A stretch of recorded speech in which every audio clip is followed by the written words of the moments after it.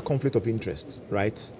On the one score, the IMF is an intergovernmental organization. So it's the governments themselves that have come together to create a fund to support themselves. To expect the IMF to play the role of a serious critic of the government, a serious scrutinizer of government policy, is unrealistic. Right? There's a limit to it because at the end of the day, Ghana will also go to the board of the IMF, it has its governor represented, and then try and push its case. So there's an extent to which an intergovernmental body can never be an effective check on the government because of sovereignty. So that means, therefore, that if the IMF is serious, there has to be the role of civil society in a much more central way so we can play that role. But they don't really also want that because, as I said, it's an intergovernmental organization. So that's one limit. The second is that the IMF itself designs the programs for recovery. So the IMF itself has a very strong incentive to say the program is doing well because the IMF is part of the design. So to expect the IMF to be too loud and negative is just really unrealistic. So that's the second structural conflict of interest.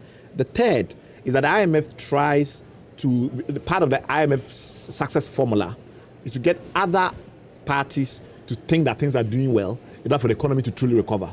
So the IMF signals to the investor community, the IMF signals to other MDBs or multilateral development banks, etc., that things are looking good, so come and put money into Ghana. So if the IMF is doing that at the same time, because that's part of the success formula of the program, how can the IMF be too negative? So given those structural barriers, my view is that anyone that relies entirely on IMF policy surveillance or whatever is not mature enough, it's not sophisticated enough. So we can put that aside and say, okay, but what about us?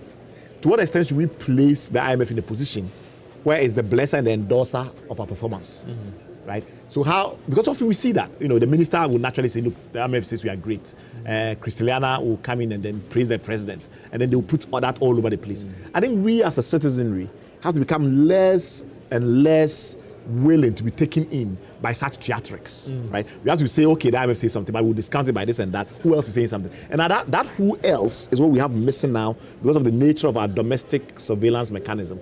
We, the civil society groups, our ability to influence the elites in Ghana, the business elite, the elites in the world, is limited.